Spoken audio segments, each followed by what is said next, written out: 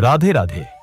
आपका स्वागत है कृष्णवाणी में, जहां श्री कृष्ण के दिव्य संदेशों से जीवन को नई दिशा मिलती है। आइए कृष्ण चेतना की ओर एक और कदम बढ़ाएं।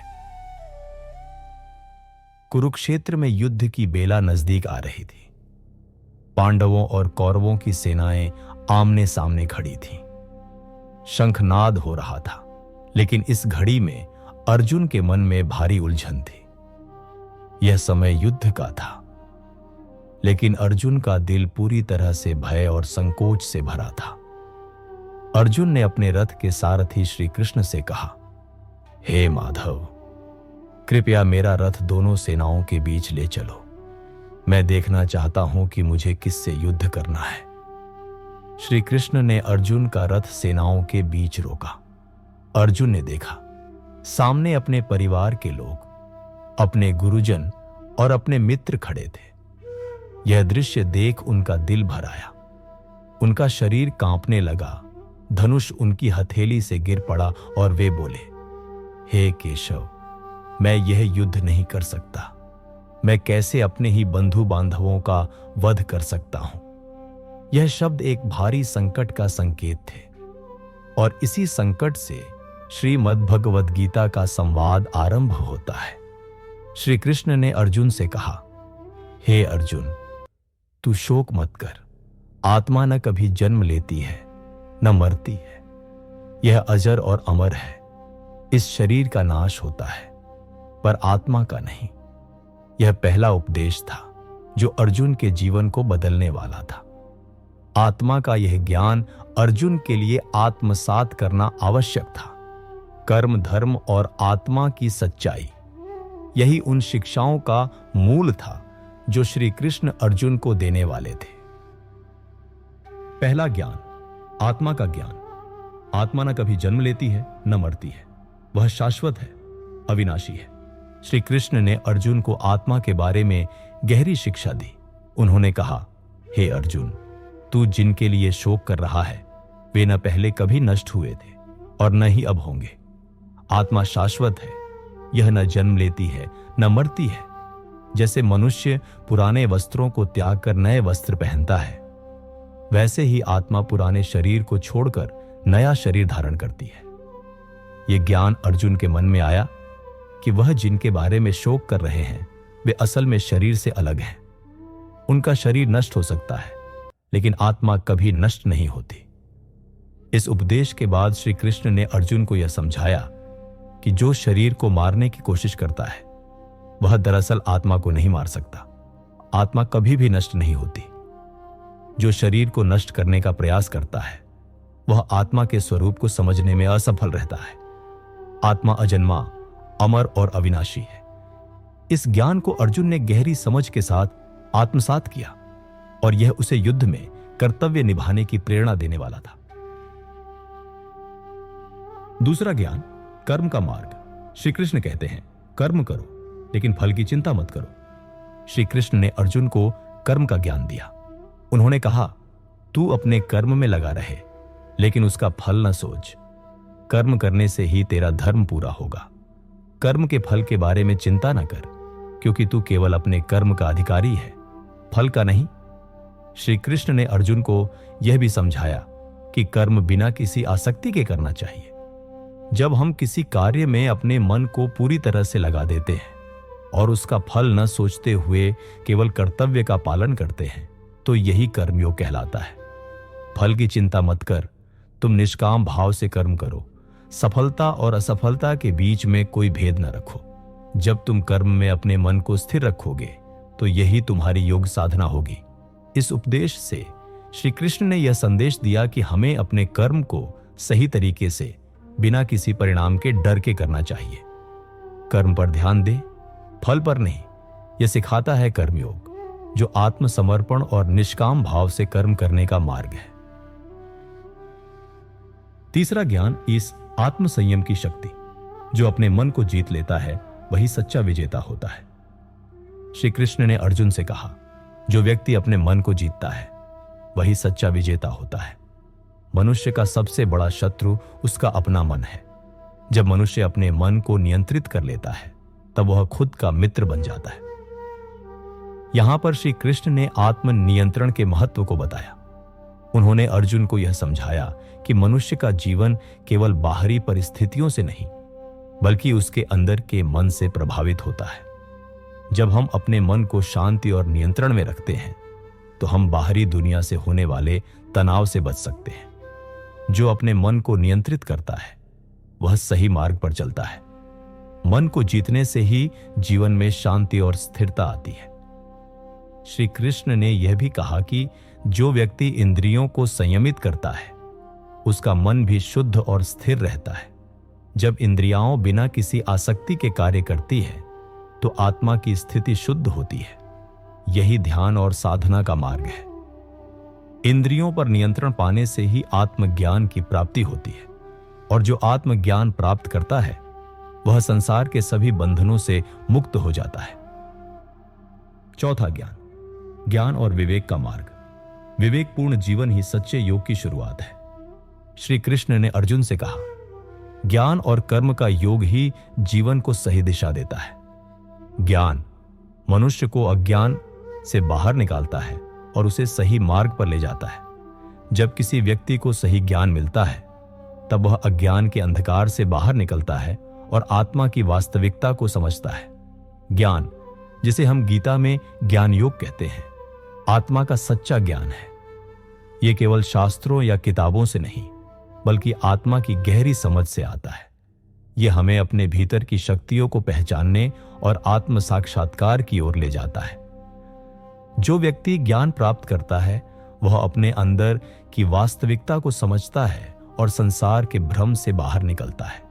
श्री कृष्ण ने अर्जुन को यह समझाया कि ज्ञान का मुख्य उद्देश्य आत्मा की सच्चाई को जानना है। जब हम आत्मा के शाश्वत स्वभाव को समझते हैं, तब हम भौतिक संसार की अस्थिरता और दुखों से परे हो जाते हैं। ज्ञान वह दीपक है जो जीवन के अंधकार को दूर करता है।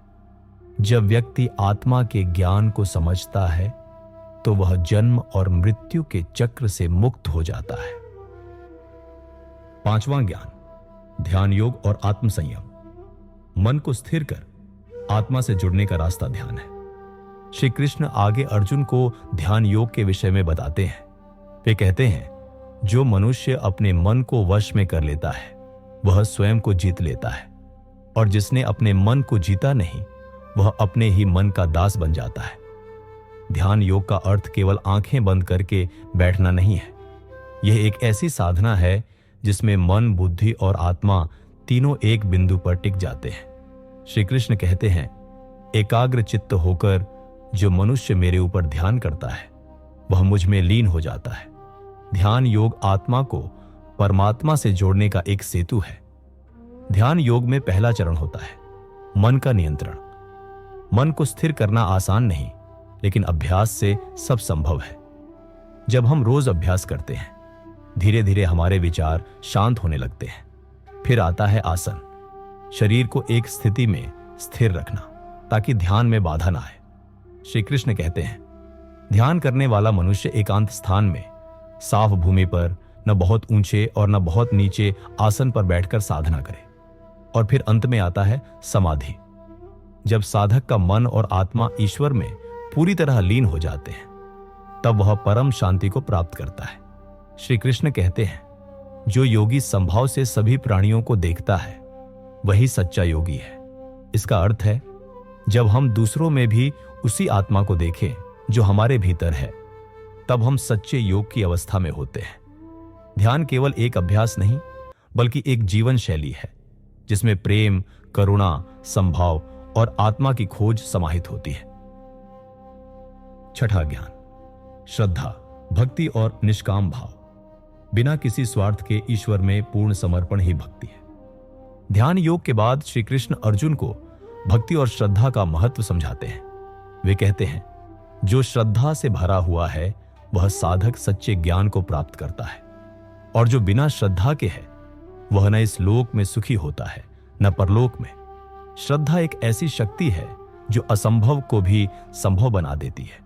जब किसी कार्य में हमारी श्रद्धा जुड़ती है, तो वह केवल कर्म नहीं रह जाता, वह भक्ति बन जाता है।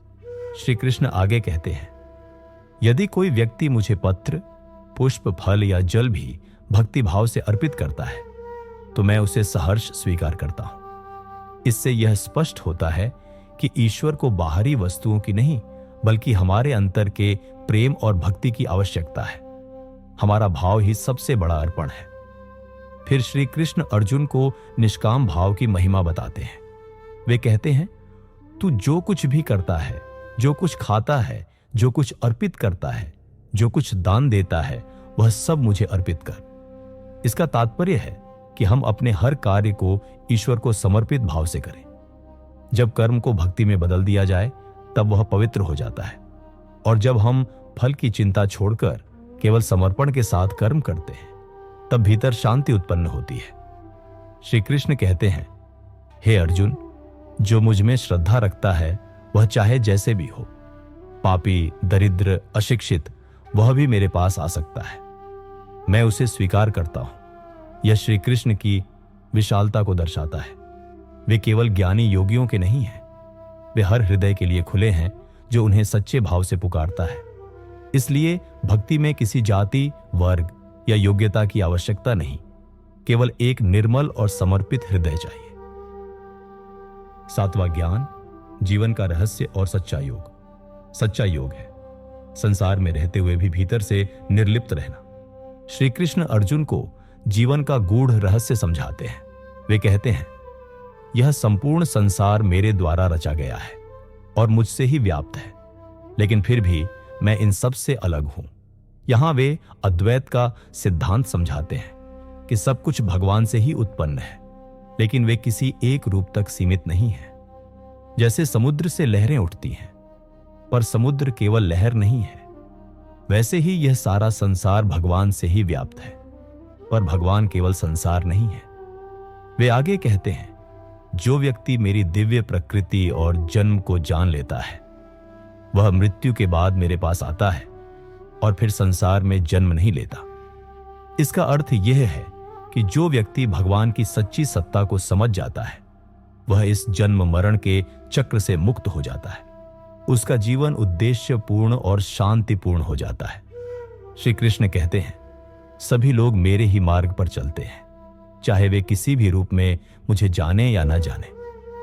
इस वाक्य से यह स्पष्ट होता है कि जीवन में जितने भी मार्ग हैं, ज्ञान, भक्ति, सेवा, ध्यान, वे सब अंततः भगवान तक ही जाते हैं। कोई भी मार्ग गलत नहीं, यदि उसमें सत्य, समर्पण और प्रेम हो। फिर वे अर्जुन से कहते हैं, जो मनुष्य मोह और कामनाओं से मुक्त हो जाता है और अपने कर्तव्यों को समभाव से करता है, वही सच्चा योगी है। योगी वह नहीं जो केवल जंगलों में बैठा ध्यान कर रहा हो। योगी वह है जो संसार में रहकर कर्म करते हुए भी अपने भीतर शांत और सम रहता है। श्री कृष्ण इस भाग में अर्जुन को एक ऐसी दृष्टि देते हैं जो केवल युद्ध नहीं, जीवन को भी एक साधना के रूप में देखने की प्रेरणा देती है। 8वां ज्ञान, सच्चा भक्त कौन है? वह जो प्रेम से, श्रद्धा से, समर्पण से भक्ति करता है, वही मेरा प्रिय है। श्री कृष्ण अब भक्ति का अत्यंत मधुर और गहन रूप प्रस्तुत करते हैं। वे कहते हैं, जो मनुष्य मुझ में पूर्ण श्रद्धा रखता है, मेरा स्मरण करता है, मुझ में लीन रहता है, वही मुझे सबसे प्रिय है। वे आगे बताते हैं, जो समदर्शी है, जो सभी प्राणियों को एक समान देखता है, जो किसी से द्वेष नहीं करता, जो क्षमाशील है, दयालु है और अहंकार से रहित है, वही मेरा सच्चा भक्त है। यहां भक्ति का अर्थ केवल पूजा पाठ नहीं है, बल्कि एक जीवन शैली है, एक ऐसा व्यवहार जिसमें प्रेम हो, सहनशीलता हो और समर्पण हो। श्री कृष्ण कहते हैं, जो सुख और दुख में समान रहता है, जो प्रशंसा और निंदा में एक समान है, जो तटस्थ है और जिसने कामनाओं पर विजय पाली है, वही मुझे प्रिय है। ये सारे गुण एक सच्चे साधक के होते हैं। भक्ति केवल मंदिरों में नहीं होती, वह हर उस क्षण में होती है जब हम किसी को क्षमा करते हैं, जब हम अपने स्वार्थ को त्याग कर किसी की सेवा करते हैं, जब हम आलोचना के बाद भी मुस्कुराना जानते हैं। श्री कृष्ण यह भी कहते हैं, जो मुझे प्रेम से फूल, फल, जल या एक पत्ता भी अर्पण करता है, मैं उसे स्वीकार करता हूं। इसका आशय यह है कि भगवान को चीजों की भव्यता नहीं चाहिए, उन्हें चाहिए सच्चा हृदय। यदि मन में श्रद्धा और प्रेम है तो वह छोटी सी भेंट भी अनमोल हो जाती है। अंत में वे कहते हैं, हे अर्जुन, मेरा स्मरण करो, मेरी भक्ति करो, मुझे प्रणाम करो और तुम निश्चित ही मेरे पास आओगे। ये मेरा वचन है, ये एक ऐसा वादा है जो युगों तक भक्तों को आश्वस्त करता है कि भगवान उनसे दूर नहीं है, बस एक श्रद्धा की पुकार की दूरी पर है। 9वां ज्ञान, श्री कृष्ण का सार्वभौमिक रूप और अर्जुन का विस्मय। जब अर्जुन ने श्री कृष्ण का विराट रूप देखा तब वह चकित रह गए। जब श्री कृष्ण ने अर्जुन को आत्मा, कर्म, योग और भक्ति का ज्ञान दे दिया तब अर्जुन ने एक विशेष प्रार्थना की।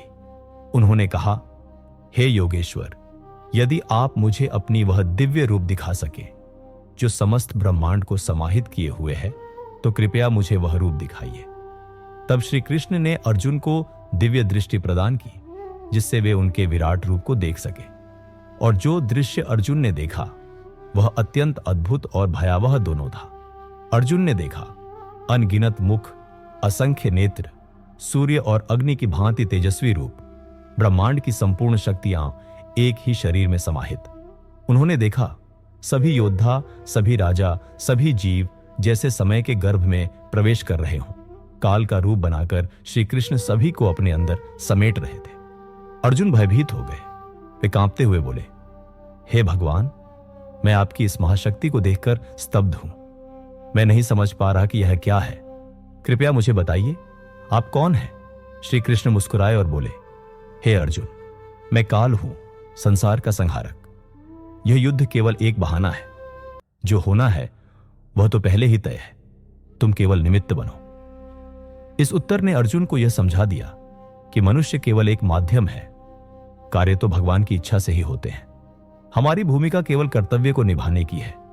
यह विराट रूप दर्शाता है कि ईश्वर की सत्ता सीमाओं में नहीं बंधी। वे समय, स्थान, दिशा और कल्पना से परे हैं। इस अनुभूति के बाद अर्जुन श्री कृष्ण से विनती करते हैं, हे प्रभु, मैं आपके इस रूप को सहन नहीं कर पा रहा हूं। कृपया आप पुनः अपने मधुर, सौम्य, चतुर्भुज रूप में प्रकट हों। और श्री कृष्ण पुनः अपने उसी रूप में प्रकट होते हैं, शांत, प्रेमपूर्ण, करुणामय। यह प्रसंग हमें सिखाता है कि ईश्वर सर्वशक्तिमान है, लेकिन जब हम उन्हें प्रेम से बुलाते हैं वे हमारी समझ और अनुभव के अनुसार हमारे पास आते हैं।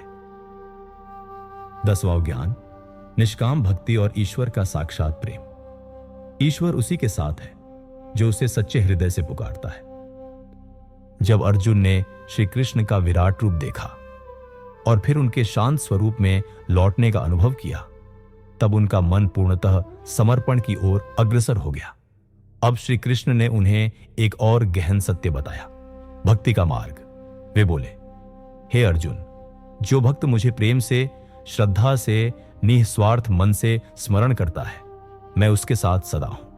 वह भक्त जो मेरे नाम का जप करता है, जो मुझे अर्पण करता है, फूल, जल, पत्ता या कोई छोटा सा अन्न भी, यदि वह प्रेम से अर्पित हो तो मैं उसे सहर्ष स्वीकार करता हूं।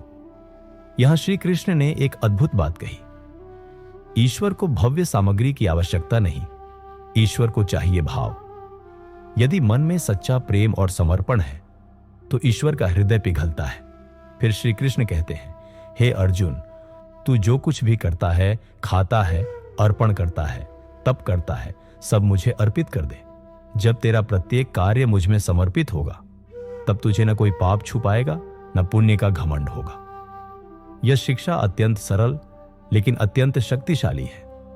जब मनुष्य हर कर्म को ईश्वर को समर्पित कर देता है तब वह स्वतंत्र हो जाता है। श्री कृष्ण आगे कहते हैं, जो समदर्शी है, जो सभी में मुझे देखता है और जो सभी को समान भाव से देखता है, वह मुझे प्रिय है। वह न किसी से द्वेष करता है, न किसी में मोह रखता है। इस भक्ति में न डर है न व्यापार। यह भक्ति है निष्काम, केवल प्रेम की भावना से भरी हुई। श्री कृष्ण कहते हैं, हे अर्जुन, मेरा वह भक्त जो कभी हार नहीं मानता, जो निरंतर मेरी ओर आता है, चाहे वह कितनी भी बार गिरे, वह भी मुझे प्रिय है। मैं उसे उठाता हूं, संभालता हूं और उसे अपने हृदय में स्थान देता हूं। यहां पर श्री कृष्ण हमें सिखाते हैं कि ईश्वर कोई ठुकराने वाला न्यायाधीश नहीं है। वह एक प्रेम पूर्ण मित्र है जो हमें हर बार संभालने के लिए तैयार रहता है। भक्ति का यह मार्ग सरल भी है और सुंदर भी। इसमें कोई बंधन नहीं है, केवल हृदय का दरवाजा खोलना होता है। 11वां ज्ञान, श्री कृष्ण का अंतिम उपदेश। उन्होंने कहा, अपने सारे धर्मों को त्याग कर मेरी शरण में आ जा। जब श्री कृष्ण ने आत्मा, कर्म, योग और भक्ति के गहन रहस्यों को स्पष्ट कर दिया, तब उन्होंने अर्जुन को अपने अंतिम और सबसे शक्तिशाली उपदेश की ओर ले जाया। वे कहते हैं, सर्वधर्मान परित्यज्य मामेकम शरणम व्रज। अर्थात, हे अर्जुन, तू सब धर्मों, सब कर्तव्यों, सब भ्रमों को त्याग दे और केवल मेरी शरण में आ जा। मैं तुझे समस्त पापों से मुक्त कर दूंगा। तू शोक मत कर। यह श्रीमद् भगवद गीता का सार है। जब मनुष्य अपने अहंकार, भय, मोह और भ्रम को छोड़कर पूर्ण विश्वास और प्रेम से ईश्वर की शरण में आता है, तब वह जीवन के सभी बंधनों से मुक्त हो जाता है। श्री कृष्ण ने कहा, जो मेरे इस ज्ञान को श्रद्धा और प्रेम से सुनता है वह भी मुक्त होता है, और जो इसे दूसरों तक पहुंचाता है वह मुझे अत्यंत प्रिय होता है। यह ज्ञान केवल अर्जुन के लिए नहीं था, यह हम सभी के लिए था। जीवन की हर लड़ाई में जब हम भ्रमित होते हैं, जब हम गिरते हैं, जब हमें रास्ता नहीं दिखता, तब श्री कृष्ण का यह उपदेश हमें प्रकाश देता है। अब अर्जुन पूरी तरह से बदल चुका था। वह जो पहले युद्ध से भागना चाहता था, अब स्थिर मन और दृढ़ विश्वास से कहता है, हे केशव, अब मेरा मोह नष्ट हो गया है, मुझे स्मृति प्राप्त हो गई है। मैं अब कर्तव्य के मार्ग पर अडिग हूं। मैं युद्ध करूंगा। यह केवल अर्जुन की विजय नहीं थी, यह आत्मा की विजय थी। यह मन के अंधकार से प्रकाश की ओर यात्रा थी। यह गीता का सार था। श्री कृष्ण मुस्कुराए, क्योंकि उन्होंने अपना उद्देश्य पूरा कर लिया था। यत्र योगेश्वर कृष्णो यत्र पार्थो धनुर्धरा तत्र श्रीर विजयो भूतिर ध्रुवा नीतिर्मतिर्मम भावार्थ। जहां योगेश्वर श्री कृष्ण हैं और जहां अर्जुन जैसे वीर धर्म के लिए खड़े हैं, वहां निश्चित रूप से विजय है, समृद्धि है, नीति है और शाश्वत धर्म का वास है। यह केवल युद्ध भूमि की बात नहीं है, यह हमारे जीवन की हर लड़ाई पर लागू होती है। जब हमारे भीतर श्री कृष्ण का ज्ञान है, जब हमारे निर्णय धर्म और सत्य पर आधारित है, तो चाहे जीवन कितना ही कठिन क्यों ना हो, अंत में विजय हमारी ही होगी। तो आइए हम भी अर्जुन की तरह अपने भ्रमों को त्यागें, श्री कृष्ण के उपदेशों को जीवन में उतारें और आत्मा के सत्य को पहचान कर अपने धर्म के मार्ग पर अग्रसर हों। जय श्री कृष्ण। यदि आपको श्री कृष्ण और भगवद गीता की ये बातें मन को छू गई हों, यदि आपने इस संवाद में अपने जीवन के प्रश्नों का उत्तर पाया हो, तो इस दिव्य ज्ञान को औरों तक पहुंचाने में हमारा साथ दें। कृपया इस वीडियो को लाइक करें, अपने मित्रों और परिवार के साथ शेयर करें और हमारे चैनल कृष्णवाणी को सब्सक्राइब करना न भूलें। यह चैनल केवल ज्ञान का स्रोत नहीं, बल्कि श्री कृष्ण से जुड़ने का एक आध्यात्मिक माध्यम है। हर वीडियो में हम उनके अनंत प्रेम, उपदेश और दिव्य लीलाओं को आपके हृदय तक पहुंचाते रहेंगे। जय श्री कृष्ण।